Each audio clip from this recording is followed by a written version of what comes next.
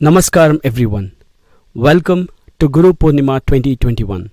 This is the 27th year of Guru Purnima celebrations here at Isha. And we extend a very warm welcome to every one of you joining us today from wherever you are. On the occasion of this auspicious day, we are excited to announce the launch of Project Samskriti. Project Samskriti will offer programs in Indian classical arts. You can visit the website for more details.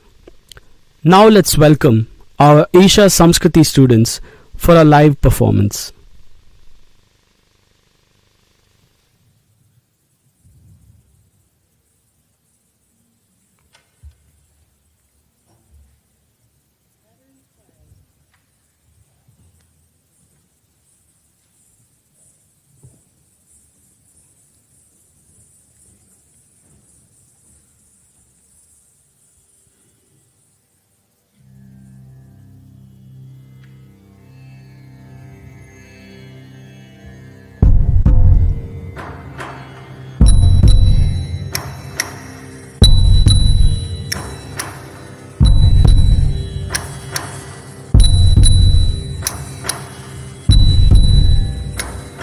शरीरं स्वरूपं यथा पाकलत्रं यशश्चारुचित्रं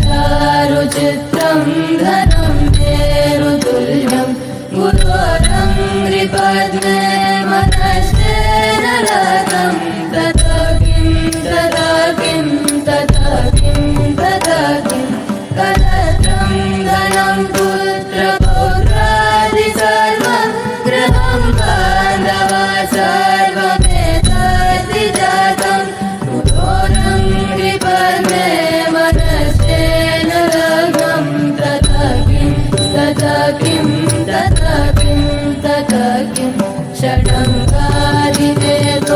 मुखे शास्त्रविद्या कवित्वादिवर्ज्यं सुपद्यं करोति गुरोरङ्घ्रिपद्मे मनस्तेन लग्नं तथा किं तथा किं तथा किं तथा किं विदेशेषु मान्यः स्वदेशेषु धन्यः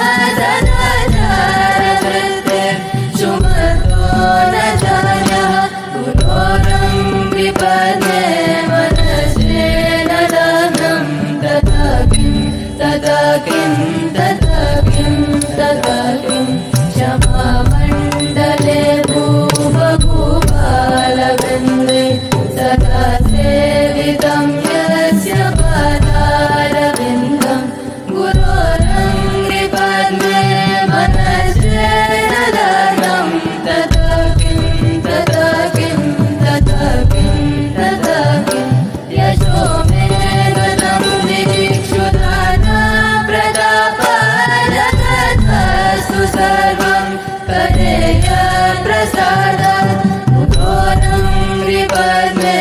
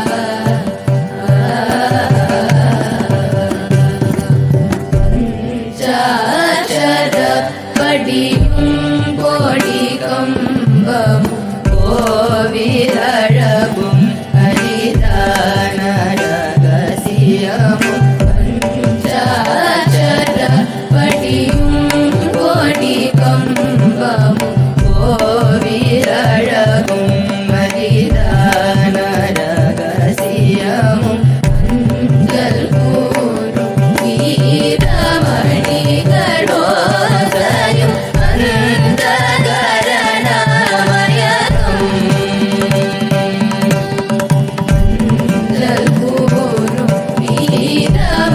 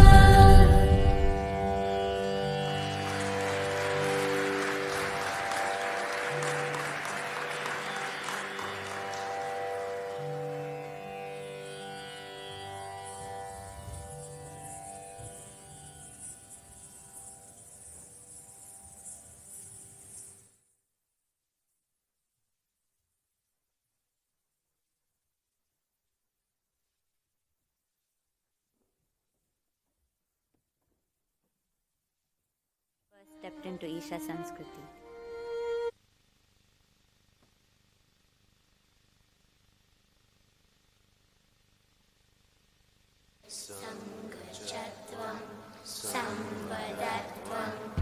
It's been a journey.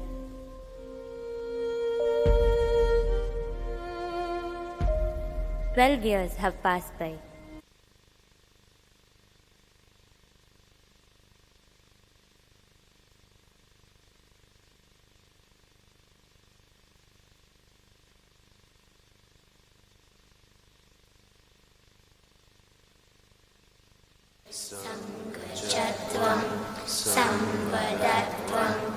It's been a journey.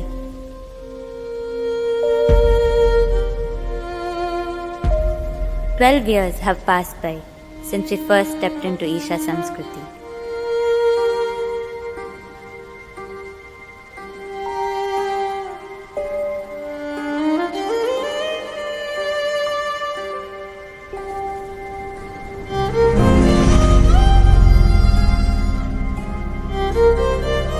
Traveling through the depths of a timeless culture. In this education of discovery, envisioned by Sadhguru, we learned not just the intricacies of music, dance, kalari and yoga, but immersed ourselves in these ancient arts. They have invested their life completely from the age of 6, 7 till now. Today, these children have grown up into fantastic human beings. Dance, for me, is an expression of beauty, looking at life with an artistic approach. As I keep learning and exploring, I just realize how big the art is, a process enriching yet so humbling.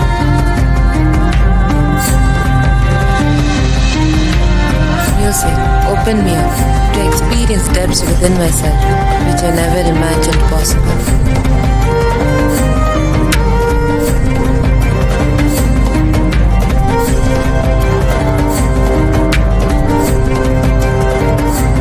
Kalari has reshaped not just my body but also my mind, living on the very edge of intensity, focus and stillness.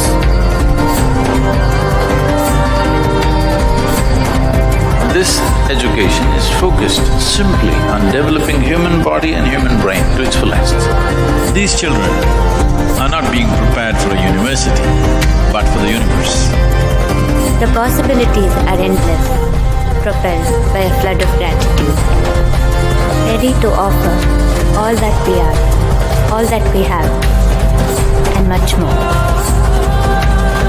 It is my wish and my blessing that Project Samskriti becomes your instrument of exploration and expression of the wonderfulness of being human.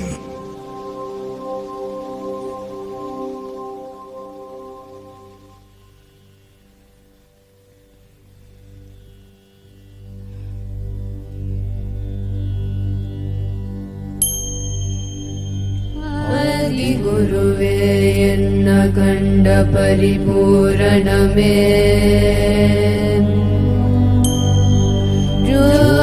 ಜ್ಯೋತಿಮಯಮಾಗಿ ನಿன்ற ತೂಯಮಣಿ ಸದ್ಗುರುವೇ ಮುತ್ತುಮಣಿ ರತ್ತಿನಮೇ ಓನ ಮುತ್ತನಾಯಗಮೇ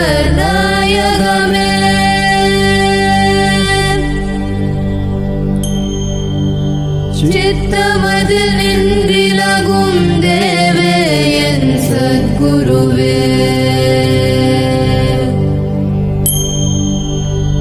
நல்லார்க்கும் பொல்லார்க்கும் நடு நின்ற ஞானிகட்கும் வல்லார்க்கும் வரமளித்த வாழ்வே என் சத்குருவே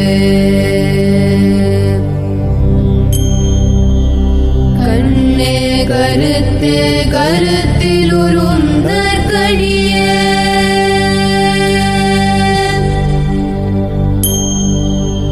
பின்னே ஒளிய நின்ற விளைவே என் சத்குருவே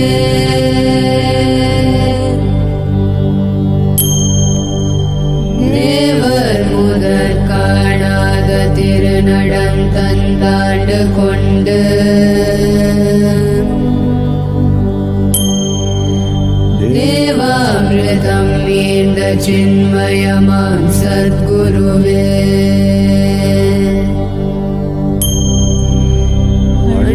पिण्डमागी निन्द्र मुद पसुतेरे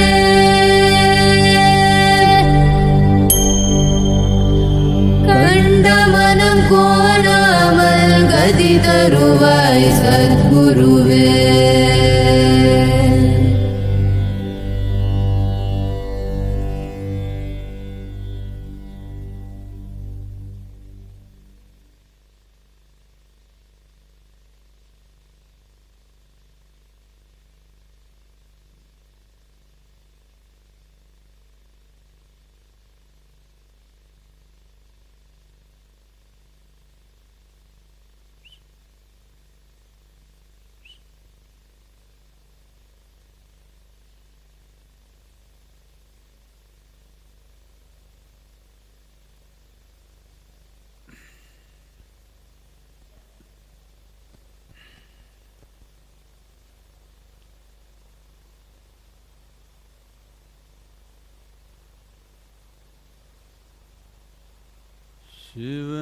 शिवनागे बन्धना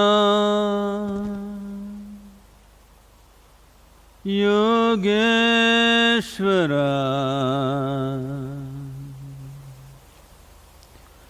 शिवनागे बन्धना भूतेश्वरा शिवनागे बन्धना लिंगेश्वरा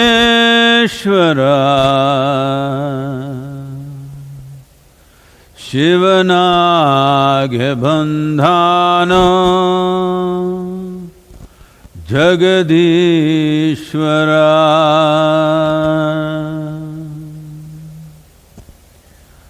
बन्धनो माधेवा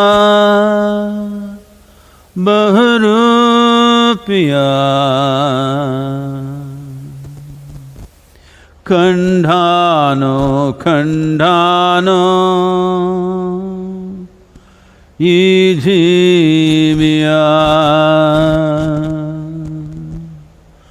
खण्डानो खण्डानो ईजीविया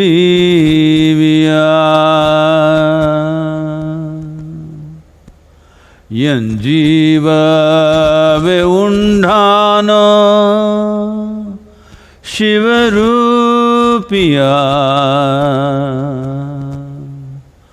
तन्धानो तन्धानो ज्ञानामृता तन्धानो तन्धानो ज्ञानामृता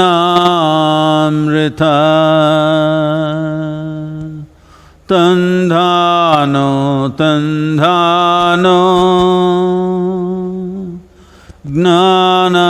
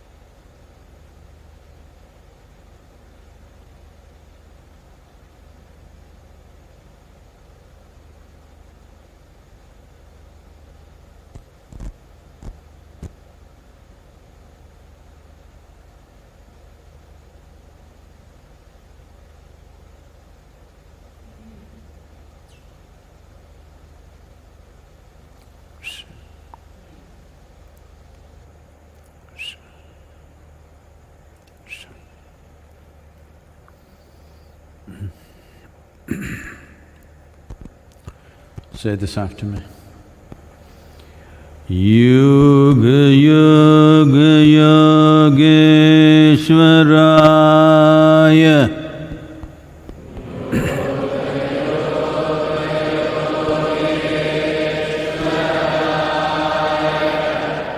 Bhuta Bhuta Bhuteshwaraya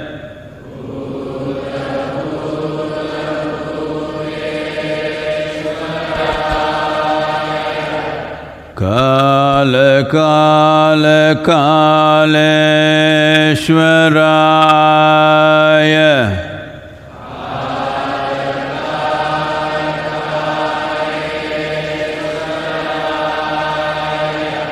Shiva Shiva Sarveshwaraya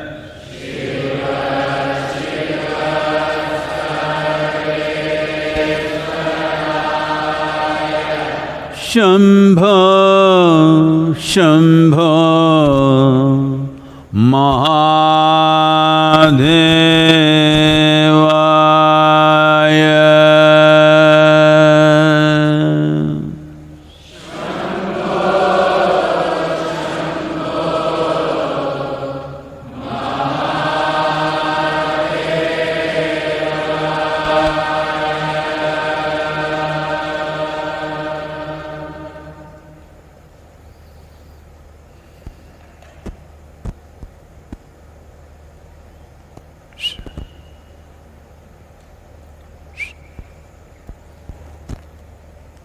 Namaskaram.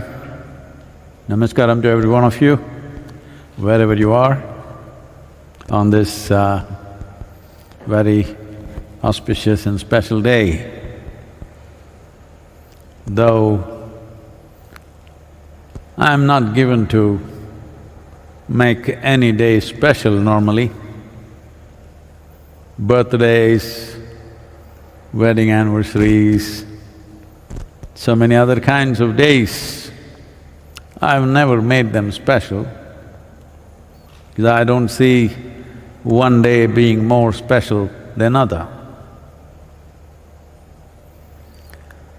Though one day is not better than another, it all depends on what we make out of it. Still, certain days are suitable for certain aspects of life. Right now, it's monsoon time, all the farmers, city people are buying boats, farmers are getting to plow their land. Why couldn't they plow their land in the summer? Because today is a better day to plow than the summer day. In that context, those who are aspiring to become available to grace, this is a very auspicious day. There are only two ways for a human being, either to perceive or to receive.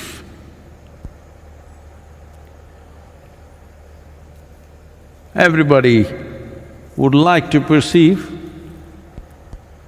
but not many people are willing to put in the work that it takes to become perceptive.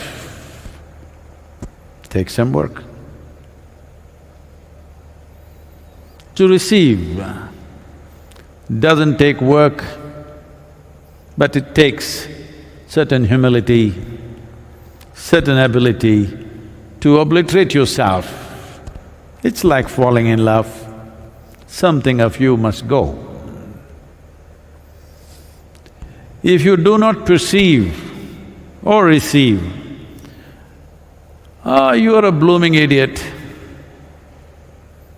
If you are not empowered, you just live a stupid life. If you're empowered, you become a tyrant and cause immense suffering to everybody around you. This is the only way for human beings. I know there are many-fold paths, but I'm giving you three-fold path. With all due respect to everybody else. You can either work or strive for perception, or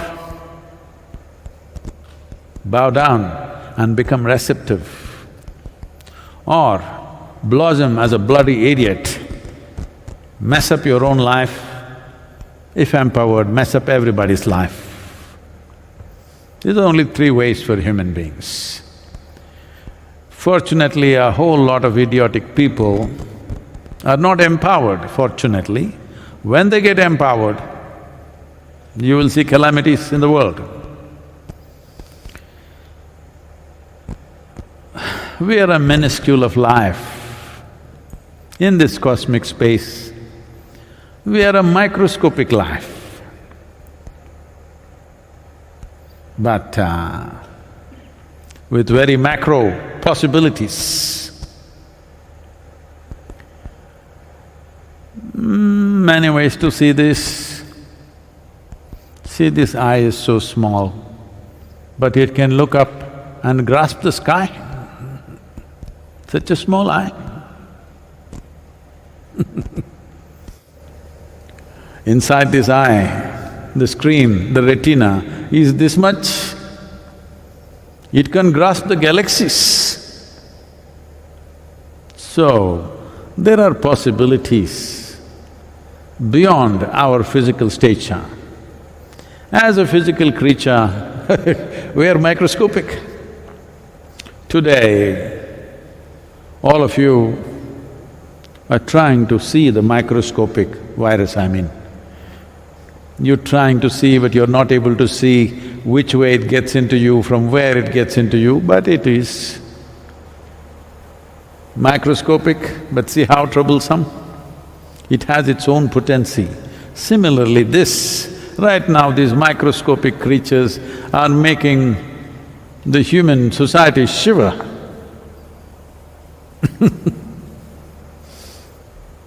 Nearly 5 million people dead.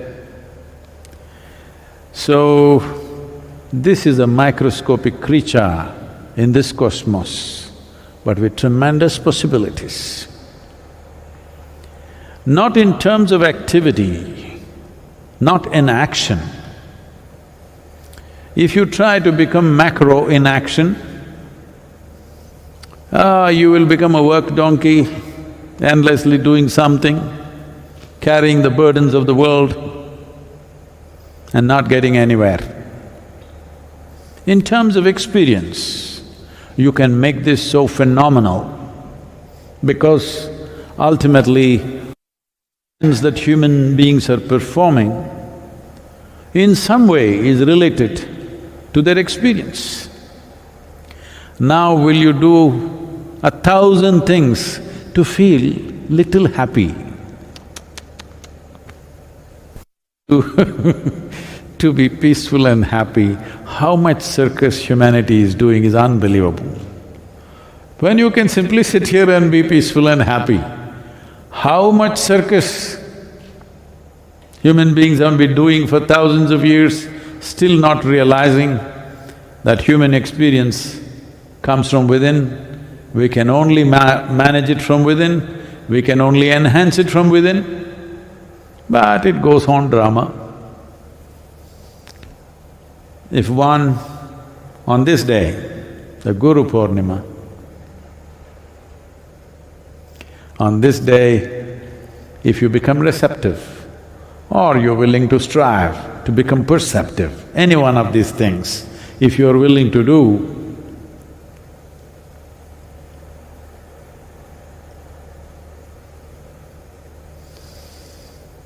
the possibility of life is such that this beginningless and endless cosmos, infinite in its nature, you can crush it and put it into yourself. This is what yoga means. There are two ways of looking at it, either you can expand, that may not be imaginable, but You like to crush things, right? Hello? At least people around you sometimes. So, I'm talking about crushing the cosmos and putting it into yourself. When this question was raised to Adiyogi, how can I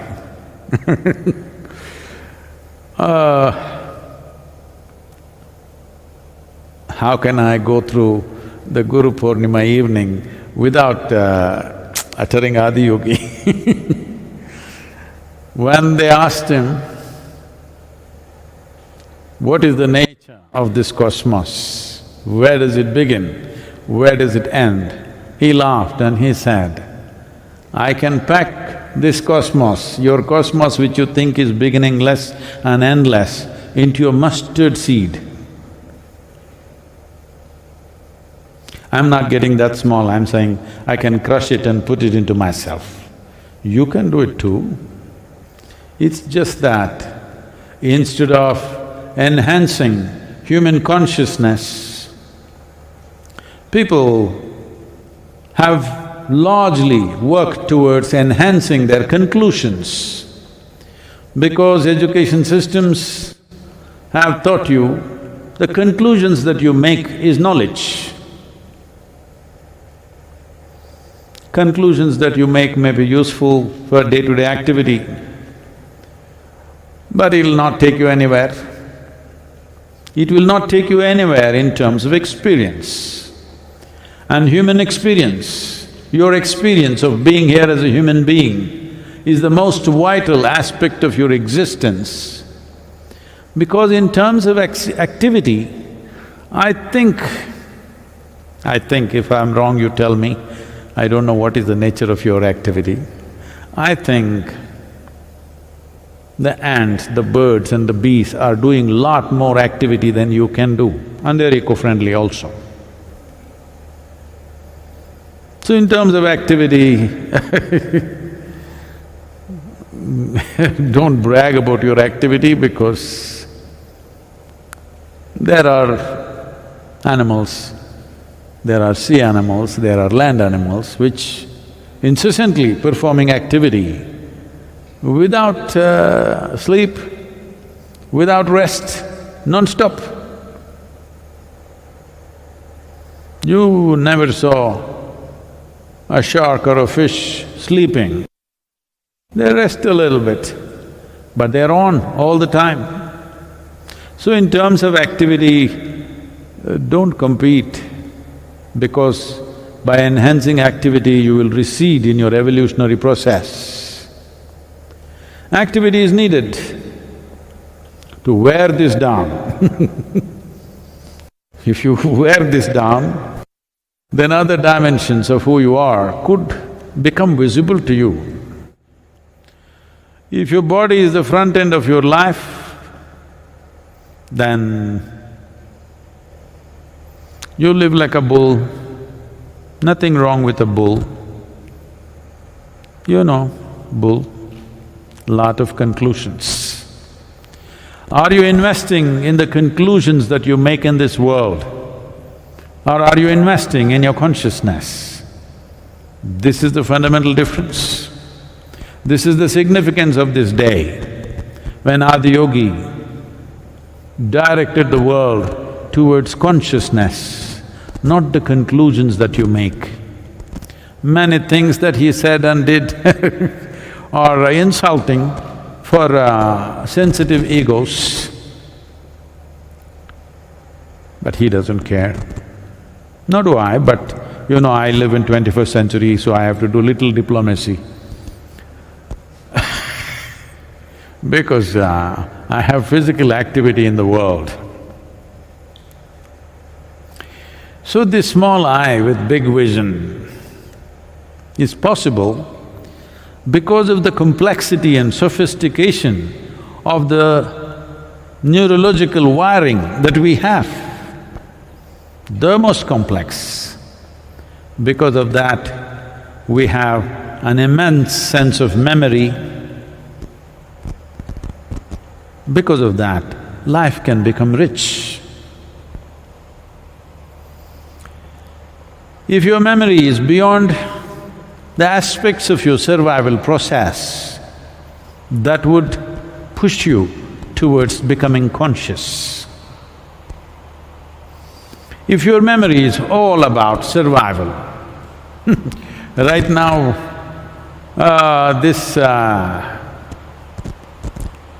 I don't want to call it a hobby or a habit, a culture has evolved where they're asking a 4-year-old child, "Tell me, da, what will you become? Tell me, what will you become, 4-year-old boy or girl?" "I want to become doctor."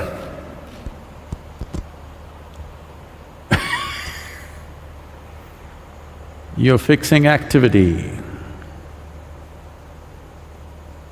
Activity is simply doing what is needed in the world right now.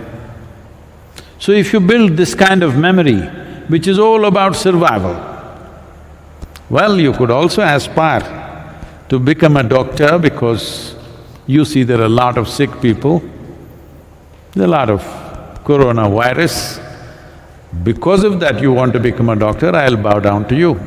No, you're thinking of doctor because somebody told you can earn so much, somebody told you they're well regarded in the society. For that reason you want to become a doctor. I want you to know, even if you become a really classy barber, you will be more valued than the doctor.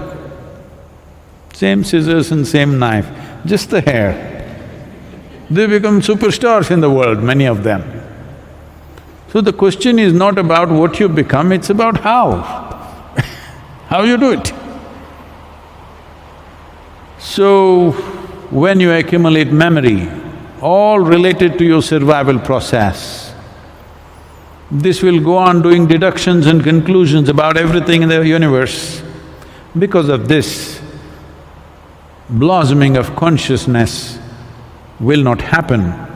A blooming idiot may happen. Well, Sadhguru, why are you so sarcastic? Hey, today is Guru Purnima, I can say what I want, hello?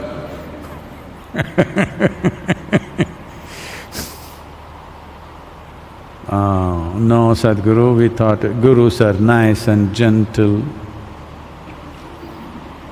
Why like this? Just do it the way it works, that's all. There's no particular attitude towards anything. Why this music, dance, other aspects of art? Why art, music, dance, these things have always been considered as subtler aspects of life is because the thought is not about survival. Unfortunately, today dancers and musicians and I don't know if Kalari people also are becoming professional. That means, that's what I do to earn a living. Earning a living is for creatures, even they do it joyfully. I see butterfly trying to find his food from flower to flower, seems to be joyful, at least in my eyes. The peacock picking his little beetles and bugs from the tree bark seems joyful, it's found expression in his plume. Human beings are dredging through life because survival instinct has been overly invested in. So why these arts are important is, it gets you to think life not in terms of survival. If not consciousness, at least aesthetic. Useless things, I'm saying.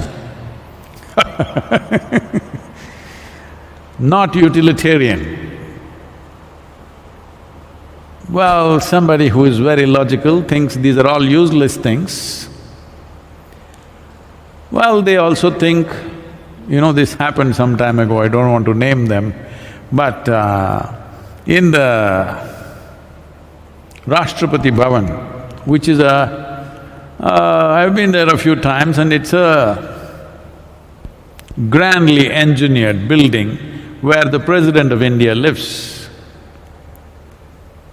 So there they have what is called as hanging garden. It's not really hanging, but hanging it is. So full of variety of flowers, some 500, 600 varieties of roses and whatever stuff. During the era of a particular president, he thought this is all waste and turned this whole thing into vegetable garden. Vegetables are useful, flowers. What is the use of flower? Because we started thinking like this, what is the use of this, what is the use of that? And we started ripping the planet apart. Today, we are out of sorts, facing situations, ecological situations, which we will suffer, but future generations, we are trying to give this as a gift to them, that they, no matter what, they cannot live well here. We are trying to create such a situation and go simply because we thought, what is the use of this, what is the use of that? So this tree bears mangoes, let it be there. That, no fruit in it, cut it up. Well, we have not done this just with other life, we have done this with human beings also. So this is why people are asking me, people have been asking me for years, Sadhguru, in a spiritual organization, why are these girls dancing like this? Why are these boys fighting with a sword? What are they doing here? What is all this taktai about? We must simply sit like this. How many of you can simply sit like this? Huh? I'll give you 3 days, just sit like this, let me see. Then we'll stop all the taktai. Well, even if you could sit like that, life will not find full expression. So when you invest your thought, your emotions in dimensions, I'm sorry, I have to say this word 3 times because there are some people who feed on it, dimension, dimension, dimension, okay? Just for those people. It's Guru Purnima, I'm generous, today. So,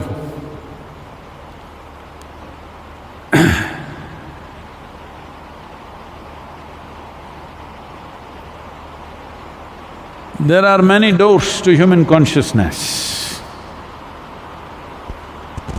No, I am not telling you the truth. There are no walls to the human consciousness, so there are no doors. If I say no door, Sadhguru, where do I go? So we create doors, just like we create a spiritual path. There is no path to turn inward. What is the path? Well, there are methods which would curb your wrong directions and turn you inward, that's all. Where is the path when there is no distance?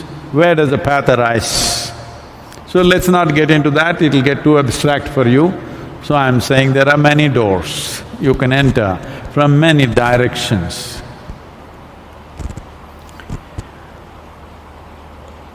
Art, music, dance. Instead of saying non-utilitarian, just to insult the dancers who are looking gorgeous on the stage, useless things. What's the use? I sit like this. What is the use of this? You can just text people, you don't even have to speak anymore. What is the use of human voice when you have 2 thumbs? Hello? Even people who are sitting right next to you, you text them, that's why I'm saying. I see within the family, in the house, texting is happening because what is within is so much out of control. If you try to utter a word, it'll explode, it'll spark with people. You have not earned this with people around you, that you can say the nastiest things to them and still be wonderfully well with them. This is what I am. Always pointing out the nasty, nasty, nasty part of you. But still I'm okay with you, because it's important that what is needed is not removed. That's all we have to do. If you remove what is not needed, what we want will happen. We don't have to run after what we want, because that may be a big misunderstanding as to what we want, because at every stage in our life, it tells us different things. When you're 12, it says, this is the way. When you're 18, it says, that is the way. No, this is the way. When you're 25, it says, this is the way. When you're 30, it says, that is the way. See, I'm using two hands, understand this. When you're 60, it says, this is the way. You don't know which is the damn way. Most people on their deathbed, if you look at their eyes, you will see they're bewildered. Because at every point in their life they thought this. Now they don't know which. So thinking beyond the body, paying attention to dimensions which are not necessarily utilitarian, not necessarily about your survival. Thinking beyond your survival itself is evolution. If you don't do this, if you do not learn to think beyond your survival process of earning a living, shelter, clothing, this, that, if you do not learn to think beyond that, you will never move towards blossoming of consciousness, because survival process needs conclusions. Conclusions are full stops and full stops and full stops. Stop, growth will stop for most human beings. I would say most human beings, by the time they're 30, they're a living grave. Nothing is changing within them. Around, many things may be changing, but within, everything has slowly come to a stagnation, because by then they've made so many conclusions. Identities have become strong, limited identities have become very strong. Because of that, to protect that, you need very strong conclusions. Once you conclude like this, there is no room for consciousness. What is this consciousness? Why do I need it? Do I need it at all?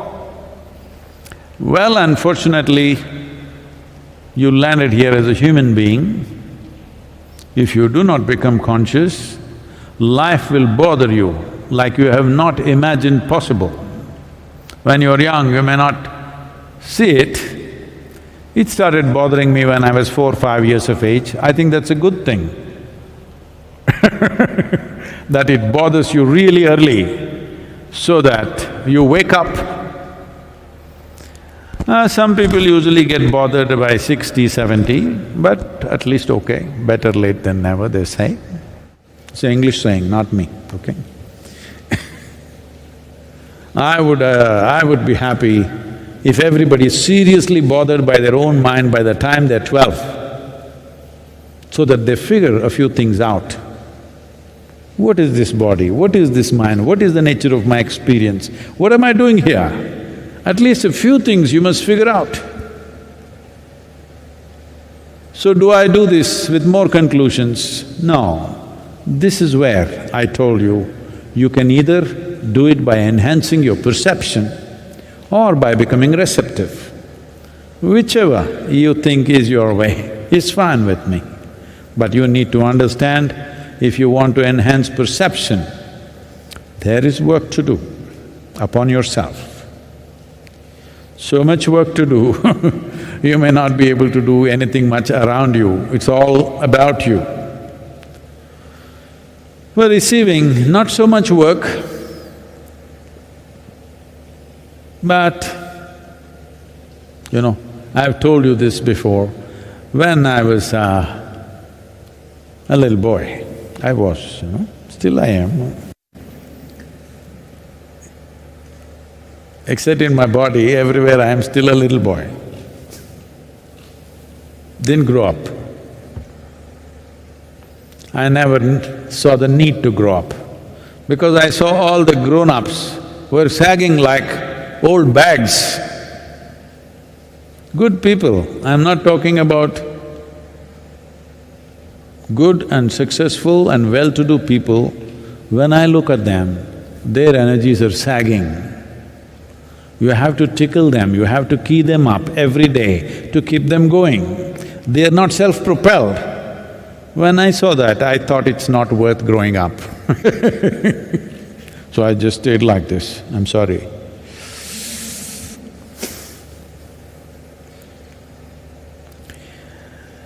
So if you want to be receptive, I've said this, that when I was a little boy, I used to go to the Mysore Zoo very often. There they had a very nice rule. I don't know who made this. Now I look at it with with certain profoundness. They just simply made a rule, maybe having certain compassion towards the children. So if you want to go through the gate, it's 50 paisa ticket. That is, if you're below 14 years of age, I think, is 50 paisa. If you're an adult, it's 1 rupee. Such huge sums of money were not anywhere around us. 50 paisa if I had, I would do so many things, eat so many things, go here and there and do all kinds of things.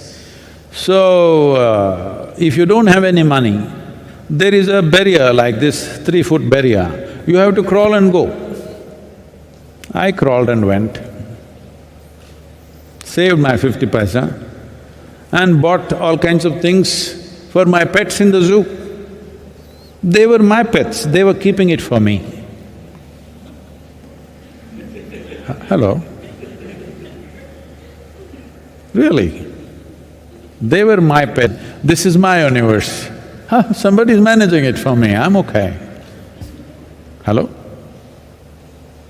Hello? Is it okay? This is my universe, I experience it that way. Well, management I've left it to… Management is happening, what I can do, I do, rest of it I've left it. No problem. They're doing it quite well, so what's my problem? They're saying the moon is going into a little bit of a wobble, but that's regular stuff, no problem.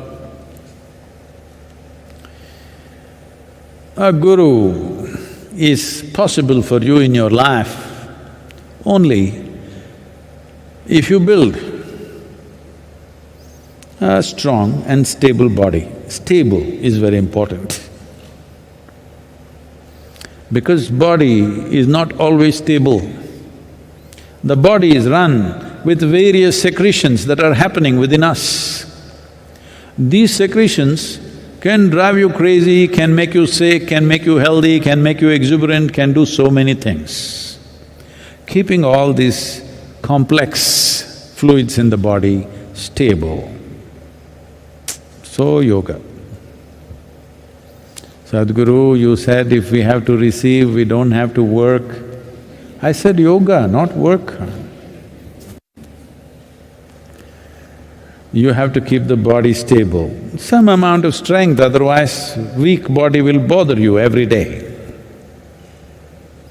Once body is weak and unstable, 24 hours, it'll keep you busy, just attending to it all the time. So keeping it strong and stable is important so that body is not in the way. Keeping the mind intense and relaxed. Well, we've gone through this many times. Intensity and relaxation should not be misunderstood as laxity and tension. We're talking about intensity and relaxation of the mind. Your energies should be exuberant and blissful. I think a little bit of definition of what is bliss is needed. Bliss is not a certain thing that happens because of certain stimulation. Bliss is a constant state of pleasantness, exuberance, and if you're equanimous, you'll be blissful. If these three things are maintained, effortlessly, the presence that you call as Guru will simply walk through you without any effort. Otherwise, you're a wall, we have to… walking through the open door is effortless. Walking through the wall can be done, but lots of work. So don't make this work last for an entire lifetime. That's all my appeal is, let it happen at the earliest. Some of you have come here as children, some of you have come here as young people, some of you have come here much older. Doesn't matter when you came. I will treat all of you as 12-year-olds, all right? For those who are 6-year-olds, it's an upgrade. For you also it's an upgrade. Instead of being a sagging bag, a 12-year-old, on the toes, up, intense. A 12-year-old. Now these days 12-year-olds also like this, not like that. 12-year-olds from our time. I'm talking 12-year-old from our time, not these days 12-year-olds, not that kind of 12-year-olds. This is important, that you do this to your life, that in body you're strong and stable, in mind you are intense and relaxed, in energies you're exuberant and equanimous. This must happen to you. This is not difficult. Little work, little attention to what is happening beyond survival. If you're always thinking, what will I get, what will I get, what will I get, then you will do silly, mediocre things in your life. There is nothing to get. Once again I'm reminding you, it's an unfortunate time to remind of such things because so many people are dying when it's not at their time because of this virus. But I'm reminding you, when you die, there is no container service, there is nothing to take. Only thing is, how profound is your experience of life, that is all there is. If you don't tend to that aspect of your life, it's a wasted life, it's a foolish life because it'll bring misery to you and misery to everybody around you. Every other life is suffering this human idea of survival. Every creature, from a microscopic creature to everything, worms, insects, birds, animals, everybody is suffering because human idea of survival, human idea of what is useful and what is not useful. I want all of you to invest a part of your life, preferably the whole of your life, towards that which is not utilitarian. Oh, Sadhguru is encouraging us to do useless things. No, I'm asking you to do beautiful things like art, music, dance, meditation. How useless? Simply sitting, huh?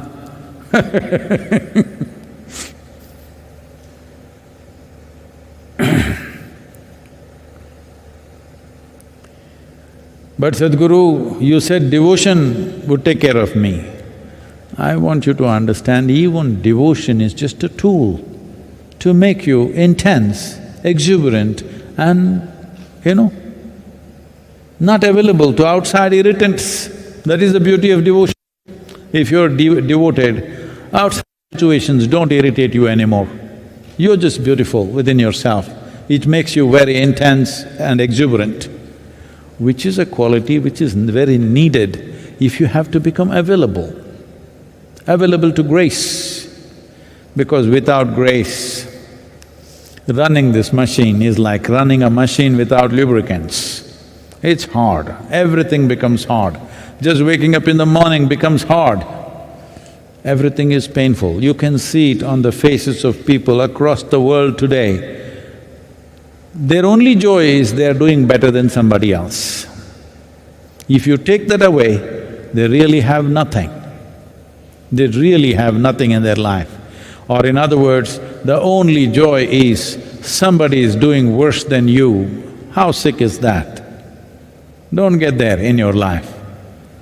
When you do something, it's beautiful because you're doing it, not because somebody is not doing it as well as you. That should never be the source of any kind of pleasure for any human being. There was a sage, a profound sage. His name was Sukha. He was the son of Vedavyasa. I'll tell you something that you will wish but too late, is Sukha learnt everything that he can learn, all the scriptures and the knowledge and the traditions and everything, when he was in his mother's womb. Your mother did not do that. He learnt everything within the womb. When he came out, he came as a sage. So he was a Bala Brahmachari, nobody initiated him, but he is like that.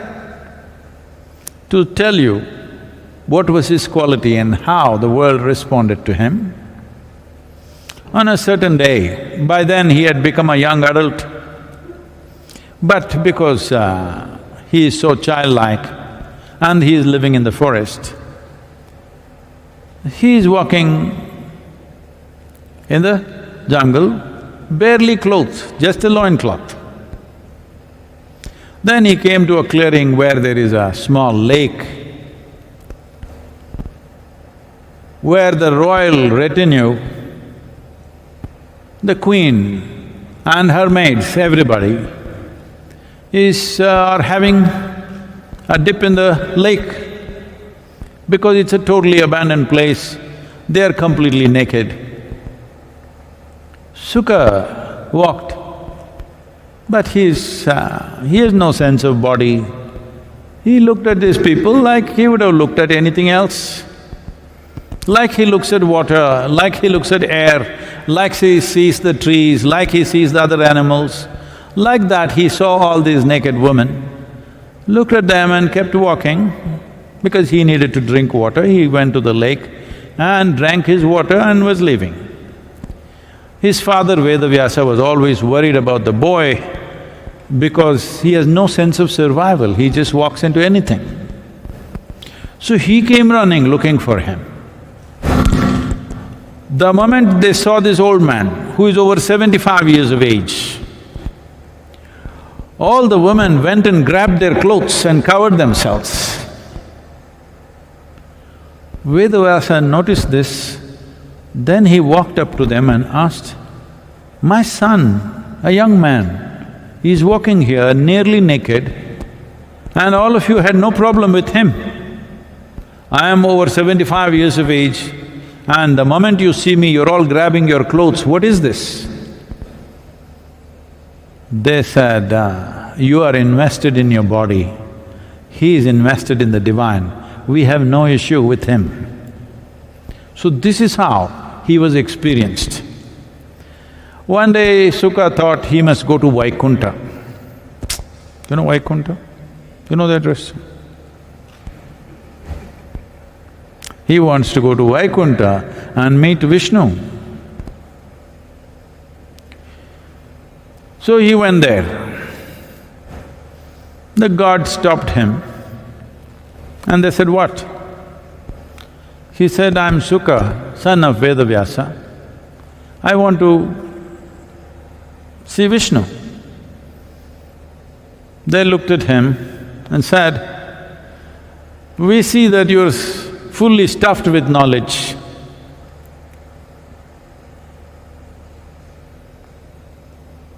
We can see Vedas in your body, Upanishads in your body, every other scripture in your body, but you don't have a guru.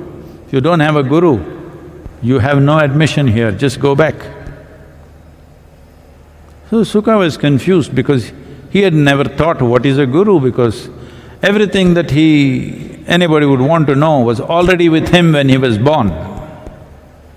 So he came back to his father and he said, "Father, they would not let me into Vaikuntha.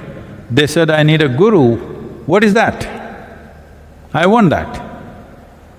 They're saying my knowledge is not good enough." Then Vedavyasa said, "See, there is only one person who can be your guru. This is King Janaka." Sukha said, "Okay, I will go there." And then he went. He went there and he saw at the gates of the palace, he looked at the palace, a very elaborate, luxurious building with lots of aesthetics. He said, "This is not a place where my guru can live. This looks too luxurious and not right for a spiritual person." So he turned back, went again asked his father. His father said, "Janaka is the only guru for you." Again he went, again he saw king was relaxing in the garden with his queens. He said, "Oh, this is not the man," and he went back. Like this up and down trips happened 12 times. Then the 13th time, Vedavyasa said, "See, you have 14 great possibilities within you. 12 you have wasted in these 12 trips. There are just 2 more, it's up to you." So Sukha went to the palace gates. He did not like the opulence of the palace, the way people were all well-dressed in silks. He didn't like that. He said, "This is not a spiritual place." But because his father had warned him, there are just 2 more left. If you lose that, you've lost everything. So he went in. So he said, "I want to see the king." First thing he was expecting, Sukha, the son of Vedavyasa, when he comes, the king will come and receive him. Nobody came. This unfortunately happens in Isha Yoga Center also.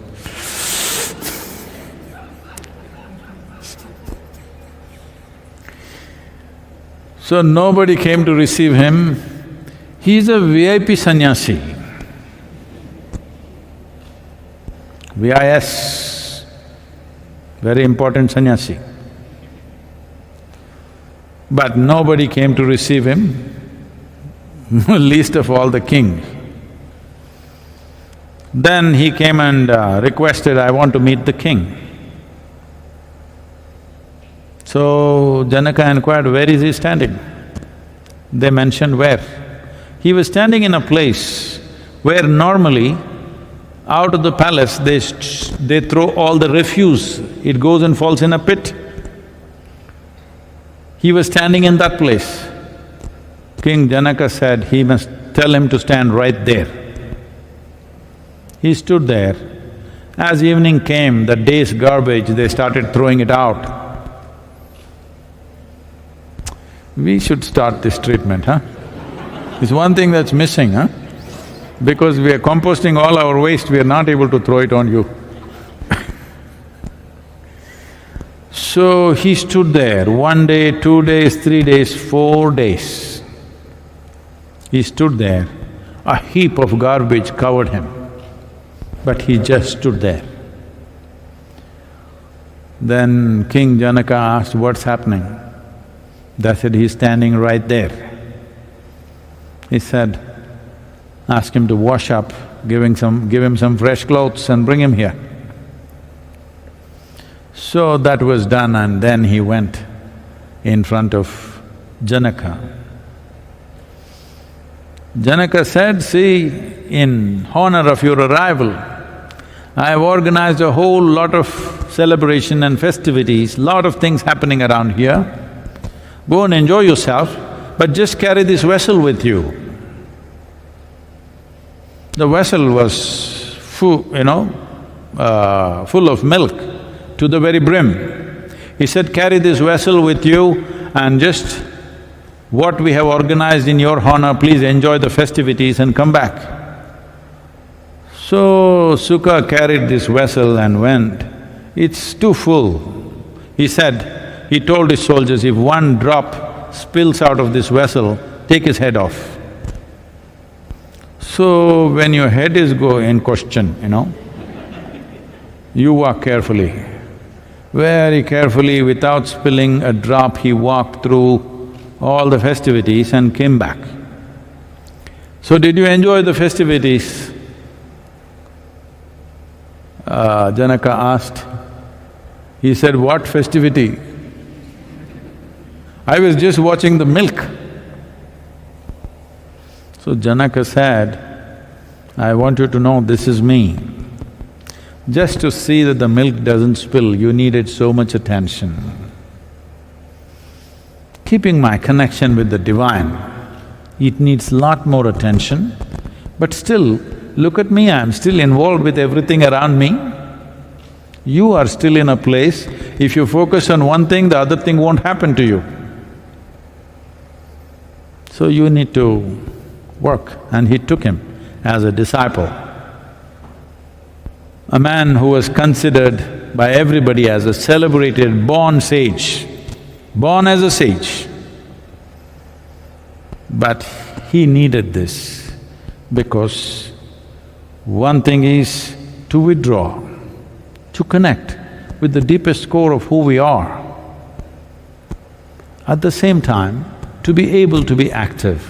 In this context, I would say our children are very fortunate that from a very early age, they're invested, seriously invested in useless things.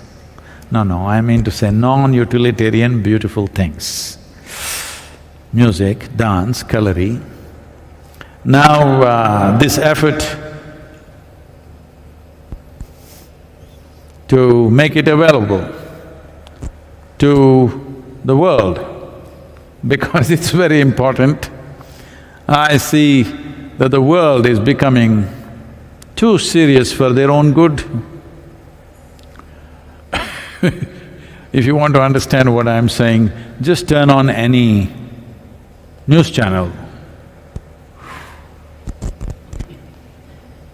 They're just fighting about everything, just about everything. It's quite amusing and amazing how you can just fight about everything, not about one thing, about everything. I think a lot of people are doing it in their homes also, fighting about everything.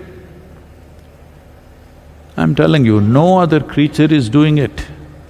Tigers, lions, rats, dogs, cats fight for something. They don't fight for everything. Humans seem to be going below the evolutionary scale of all the other mammals also, because now they've become or they've brought themselves to a place where they can fight about everything, not about a specific thing. So, to bring this dimension into people's lives, that it brings a certain amount of subtleness in you, certain aesthetic in you, gives you the power to experience something beyond survival and also find expression in your life. As a part of this, we are today opening up what is called as Project Samskriti. Much effort has gone into this. I want you to understand, particularly the children, but more particularly their parents, who invested their children in this Isha Samskriti, not knowing what will happen to them. Today, I see young… I still think they're little girls, but they're young women, I think. Am I correct? I'm still not seeing women, I'm only seeing the little children that I saw and still seeing them little enlarged version of the same ones.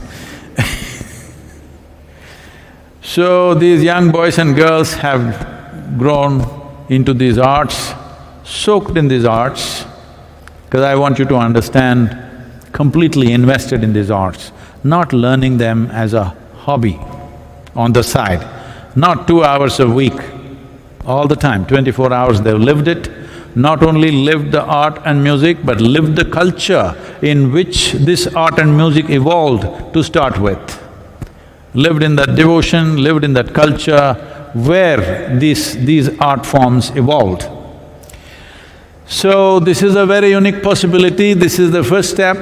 It's taken 14–15 years or more, a little more than that probably, to take this first step.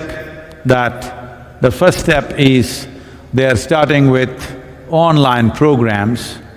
There will be chants, there will be songs. I want you to differentiate between songs and proper music training, and there will be music training, there will be dance, simple processes, more complex processes, and Kalari, which is in many ways the genesis of all martial arts on the planet. Today, many other forms have become more famous in the world because they went in the right direction, they went to Hollywood. So, everybody knows what is Kung Fu. Even in India, a lot of people might not have heard of Kalari, unfortunately. But I want you to understand this, a little story if I have to tell you. Bodhidharma, around 15 centuries ago, or maybe 16 centuries ago, was a Pallava prince. And he became a monk as per the wishes of his guru, who told him, go north and spread this. He went north enough to go into China. So, he's immersed in what he's doing. When he went there, the news spread that Buddha's disciple or somebody who is in that path, deeply immersed, is coming this way. So emperor who had this aspiration all his life, who had built meditation halls, gardens, everything ready and translated all the Buddhist teachings into the local language, kept everything ready for a master to arrive. Now when he came, by then Emperor Hu is over 72 years of age, he came to the border of his kingdom to welcome Bodhidharma. And Bodhidharma was not impressed. Of course, he needed some rest and food, but he's not impressed with the grandeur of the welcome. But he received the welcome and sat down, and the moment they settled down, Emperor Hu said, can I ask you a question? Bodhidharma said, by all means, question.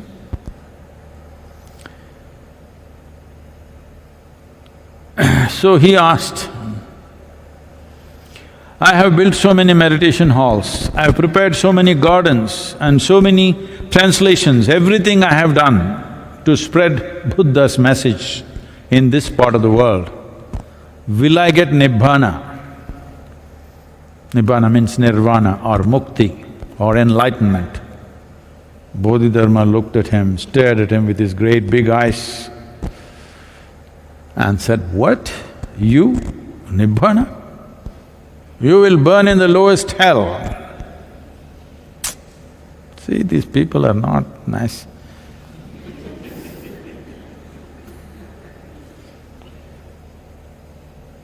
Somebody just welcomed you, gave you everything, gave you food, and now he says this. He says, there's no chance for you. Because the very fact, as you're doing all these things, you're keeping accounts of how many things you have done in your life, you're not getting anywhere, and he walked away. People tried to hold him in many places, he just went away. And he went near a Shaolin temple, but he did not walk into the temple, he went and sat in a cave close by. A general whose name, I don't know if I can pronounce the Chinese names properly, because we're missing the Chinese here since the pandemic. I'm losing touch with their names and their language So, Shen, I think if I can say it that way. So General Shen followed him, wants to become his disciple because he has heard that Bodhidharma is a Kalari expert, a master of Kalari. Kalari was taught by Agastya Muni to his disciples to defend or fend for themselves against the wild animals. I mean to say, a land which was heavily forested right across this subcontinent, a land of tigers, elephants, king cobras, bears, panthers, barehanded to defend yourself, to fend off the animals. He taught them the Kalari. It is somewhere later on, another school of armed fighting which was started by Parashurama, who also came down south. He brought in this dimension of Kalari where arms were picked up later on. So Bodhidharma has learnt bare-armed Kalari that he can fend off any animal. A tiger cannot get you simply because of the way you move. You must understand the ability of a tiger or a panther, how they move. There are situations where I have witnessed them myself, and there are other videos and other things most of you might have seen. They are capable… a tiger is capable of killing a buffalo, the Indian wild buffalo, which weighs anywhere around maybe 400 to 500 kilograms, and carry him up to a place where no other animal can get him, on top of a rock or sometimes up a sloping tree or something like that. A panther can kill a deer which is about the same weight as himself and carry the panther up the tree and place it up the tree so that nobody else can get him. So they are immensely strong and capable in terms of physical movement like you cannot imagine. But Agastya Muni trained them in such a way that even a tiger or a panther or an elephant could not get them because they moved so quickly and in such impossible ways. Like our boys are now moving in that direction, girls also I'm sorry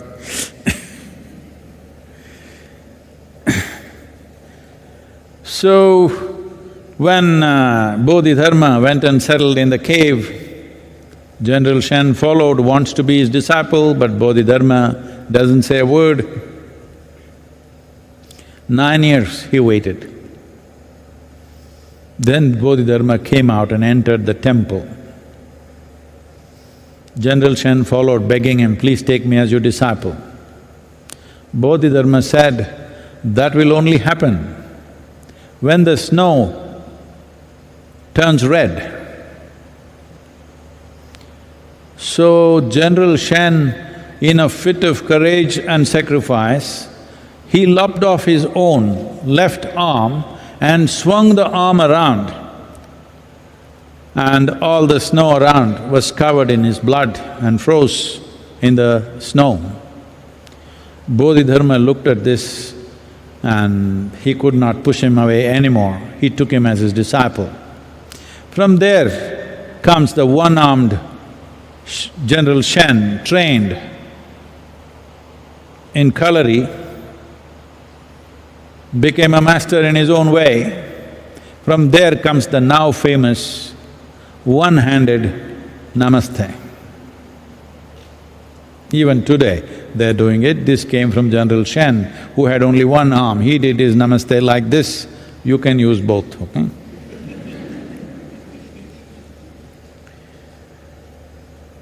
So, there is a hoary history for Kalari, similar kind of tradition and history for classical music and classical dance. There are innumerable sages and saints who involve themselves in these art forms to bring immense profoundness, where the line between spiritual process and the art forms wore thin to a point where people could not differentiate. So this is a possibility for everybody, wherever you are, thanks to today's technology, that wherever you are, you can invest yourself in learning certain chants or music or songs or dance or Kalari. This process, registrations will begin from today. I think the actual classes will begin in another 3 weeks. But this will start, this is the first step. The second step is these groups, these children, they're my children still. These young adults that you will see wonderfully, evolved young women and men. So they will tour the world, they will spread across the globe, perform for a year or two. In the process, we are also setting up academies. One will start in the Isha Institute of Inner Engineering in Tennessee. Another, we are preparing the premises for this in Los Angeles. Similarly, in many other cities across the world, in major cities, we will set up academies. It is with this vision that the Isha Samskriti was started 15 years ago or 16 years ago. Now children have grown up and, well, they have grown up too well. They cannot be just kept here, they have to reach the world. In many ways, they will take something to the world which has never been done on this scale and in this level of perfection and aesthetic as it's being done here. They're just still beginning in their lives. They will mature and bring much beauty and joy to the world, and it will become many different ways of experiencing life, many different ways of stabilizing yourself, many different ways of preparing yourself to… If you can't straight away jump into spirituality, absolutely, these are all different stairways through which you can come. So we want to offer this to the world on this Guru Purnima. But what you will do, I will right now not call it as a chant, because chant needs a certain perfection of geometry, of sounds, music needs a certain melody, dance needs a certain fluidity and aesthetic. So what you may do, I will name it later, okay? This happened one day. Shankaran Pillai's new wife was in exuberant mood. And when he was leaving for the office, she came and said, "Today I'm going to cook both sambar and rasam for you." Shankaran Pillai said, "You do it. After I see how it is, we shall name it."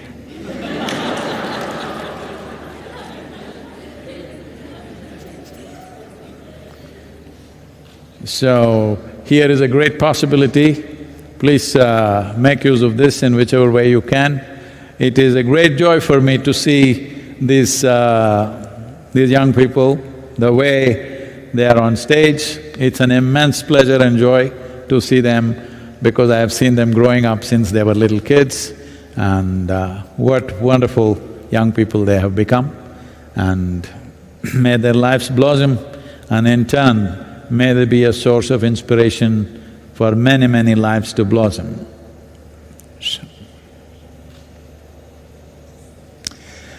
The full moon flirtations, those who are on that platform, you're fine. We are taking a 3-minute music break to allow people who are just on the Guru Purnami platform to move to this full moon flirtations platform. Just do that in the next 3 to 4 minutes and we will be there with you.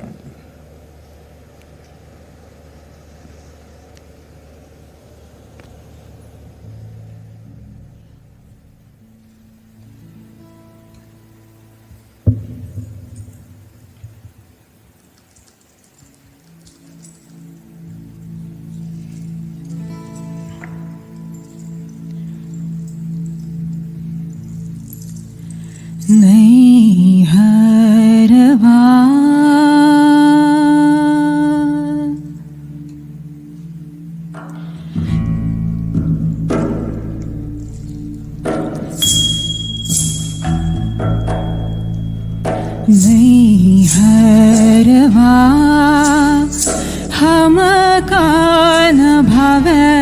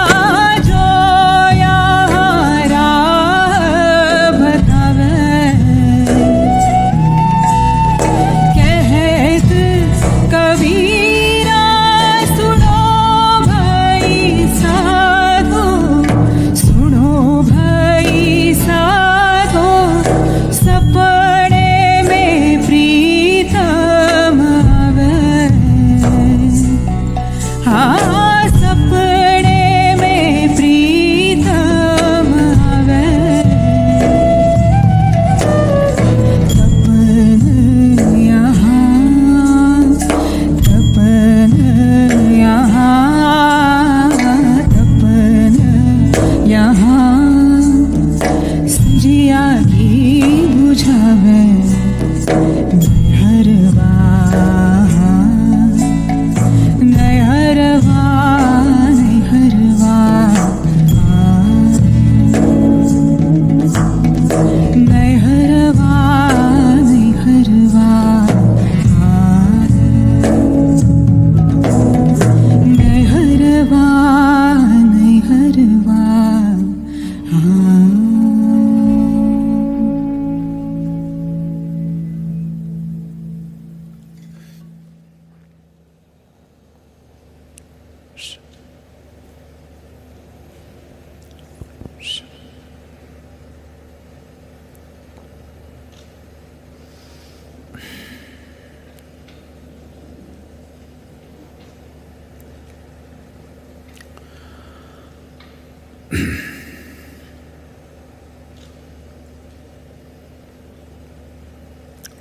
We have been together in the last 4 full moon days. Well, addressing 4 significant aspects of our making: earth, water, air, fire. Today, being Guru Purnami,